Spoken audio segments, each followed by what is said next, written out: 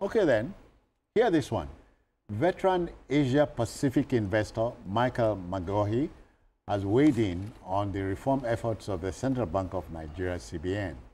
The investor giant has pronounced that the remarkable transformation provoked by the Apex Bank has caught the attention of seasonal global investors. According to the global fund manager, Nigeria has the best equity setup comparable to that of Indonesia following the Asian financial crisis. It can only get better if we build on it, Wale. Yeah. There's no doubt that there has been real transformation, in the CBN in the past 2 years. I don't think we can deny that. Far, far better than what we used to have in the past. And any Nigerian that is honest should be able to admit this. And we can feel some impacts, even in terms of,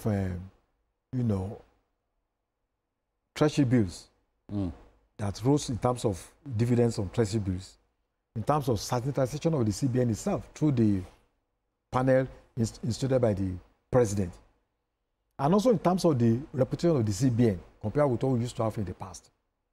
The CBN at a point became a political tool for the ruling power. It lost its independence.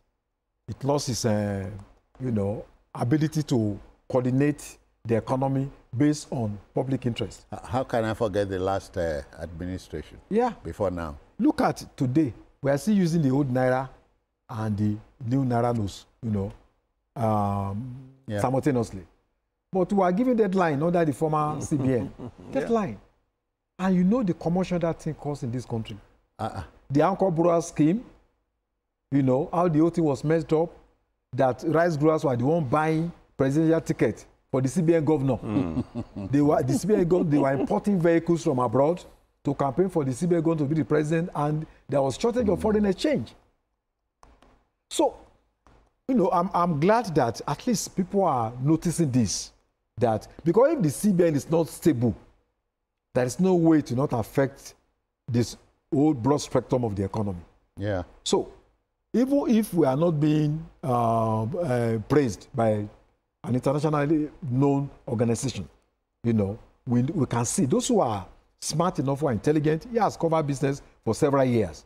So I'm happy about what's going on in CBN, and I believe that if the CBN can get itself right continuously in this manner, the economy will begin to pick up as it is doing now gradually. And I think the next 1 year or 2 years, Nigerians the economy will be far, far better than what we have now.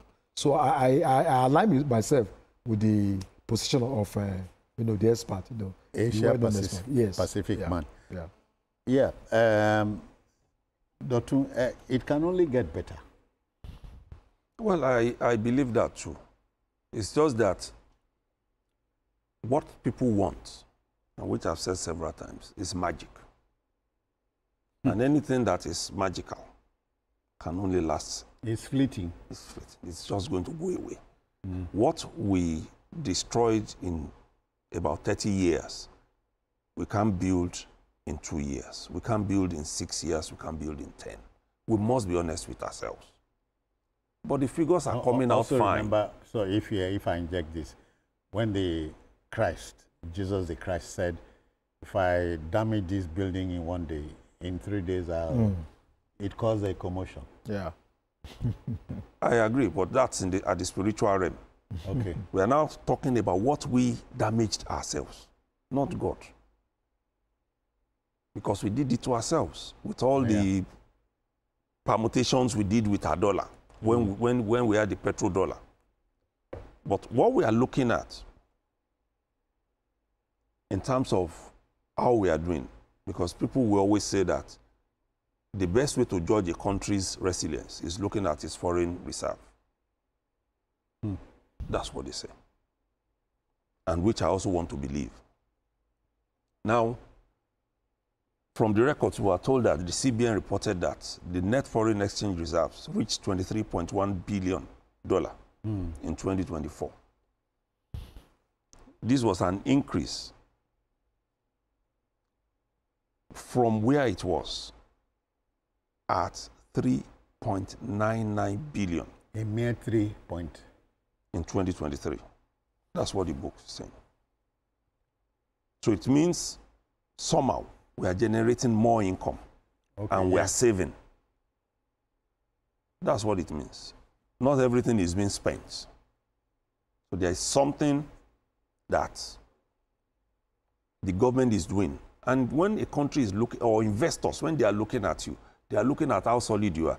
So that if they come into your country, you mess up their business, if they go to the international court, they can have where they can pull your money from. Because it's a must. They must always know that there is a reserve that you have, not that you are at zero level. Yeah. And there is a problem, they don't have where they can get their funds from. Now, the external reserves also saw a substantial rise, like we said, climbing to 40.19 billion in 2024. Gaining almost $7 billion. And then, according to this day also, the year-on-year growth, as at March 6, 2025, the foreign reserves grew again by another 4.33 billion year-on-year, reaching 38.35 billion. Something is being done. I believe it can be better.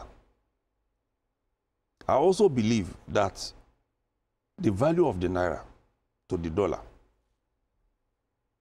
is still a problem that the CBN must tackle. But you can't do all of this in one day. And we've been told very clearly, I'm not an economist, that when you don't produce as much as you should. Basic economic lesson is to save the national currency, you must indulge in an aggressive production. You know. And we are not there yet. We are not. We are not there yet. And that's the one we need to work on, because the moment we work on that one, we are going to be able to shore up the value of the naira and also be able to earn more in terms of foreign exchange. So if they say the CBN is doing well, yes, but it can do better. Unfortunately, we are in a hurry.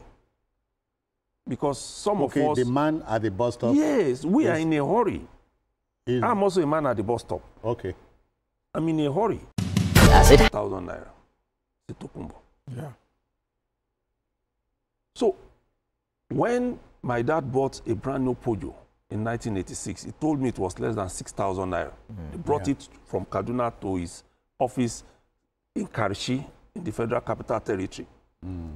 Because then we had Pojo here. We were assembling, even if we are not producing much. That's where we are now looking at. Can we start producing, manufacturing? I can tell you that good old Radio Nigeria gave me a car loan of 6,600 naira in 1982. So, how much was a Beetle then? So what we are looking at now, CBN is doing very well from the figures that we are seeing. Because at some point, some Nigerians had this doubt about the figures that were being churned out, especially by the National Bureau of Statistics. So now we are seeing it. A foreigner, an outsider, is saying something is happening in your country. Pay attention to it. Pay attention to it. Don't run away from what is good. Some people have called attention to the fact that if you notice when you are returning to this country from a journey, you see more of white people in the aircraft than blacks. Why are the whites coming in? It means there are opportunities here, and we are going out. So we need to all sit down and understand these things. But like I also said, and he said it today, the government needs to keep talking to us. This is where we are today. We are likely to take you here in another 3 months. Yeah. And then in that 3 months, you come back to us to come and say, okay, we fell short by this number of inches. We need to go here. We know where we faltered. Yes. So we are now adjusting this. And that's why, for me, somebody like Lanre Saudi, who is the Director General of the National Orientation Agency, some of those statements, they call it the explainer, that they release, it's quite important. Yeah. Let people know what is happening. And that was why I mentioned earlier that when we asked the former spokesman of the president, what are the short, medium, and long-term calculations in this? We didn't get anything at that point in time. We need to know. So that when we are, my own people, they say, Iyatolojo, Onikini. If you know that this, my suffering is but for this period, you are going to have hope. But when nobody is telling you this is when it will end, then there is basically nothing to be hopeful for. So for our renewed hope agenda to have any hope, we must keep talking to us. It's important. So better days are coming. Yeah. If we play by the rules. The CBN is laying the groundwork. Yeah.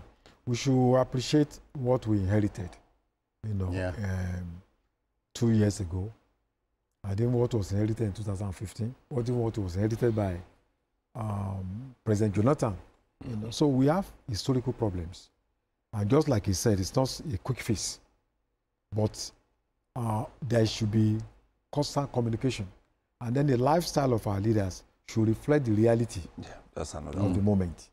The kind of what they spend money on, the kind of vehicles they use, and then their priorities. You know, if each time you are talking about palliatives that runs into billions, when these palliatives go into agriculture, that will bring food to the table of Nigerians, you know, then we begin to wonder whether you actually get your priority right. So I believe that there is hope, you know, for Nigerians. But just like he said, we need to be engaged, not just through, look at what, you know, Reno Mcgaughy is doing. I follow him. You see, it's not in government, but you see the figures he comes out with, how he engages people. Very, very you know, the Calabar, Lagos, we went there from one spot to the other, showing and that, you know, was able to convince a lot of Nigerians beyond mere press statements, you know, by official spokesmen. Talking about the road, when you hear that investors are coming to invest on the road, what does that tell you? Well, I think in terms of confidence, with the current administration, I think we can say there is because when you look at a lot of investors that are coming in, not all over, look at Delta State, you know, they just empowered 3,080 farmers, palm produce. They came from Malaysia, from Japan, and then from Hong Kong. So if there's no confidence in the economy, nobody will be talking about. I know of a company coming from Japan, you know, to work with, you know, a local government in Warri South, local government, led by Wayne. They are coming to, you know, establish shipbuilding, you know, in Delta State. So things are coming in, but we need to continually let our Nigerians know that, look, this is what we are doing, this is what we are going to do next 1 year, and these are the benefits that are, you know, waiting for you to harvest. For me, I think the CBN is really, really doing well, if you ask me. So if they've been able to manage our FX liabilities the way they have done, I'm so impressed that we've been able to pay off our debt to the airlines. So we are doing well in terms of that, and we cannot run away from continuing in that trajectory. If we fail and things get reversed, we are going to have a real big issue. Because people are looking for a place they can invest and they have confidence in. Okay. It's important. And that's why, for me, I say to people, I don't like armchair leaders or office leaders. Our president, vice president, all our leaders, they are supposed to be selling this country hands-on to people. You are not just supposed to sit in your office signing papers. The Minister of Information. Just let people keep hearing about national orientation. And what you are capable of offering. We did it before, we can do it again. We can, really. Okay. All right, folks, we'll move to our last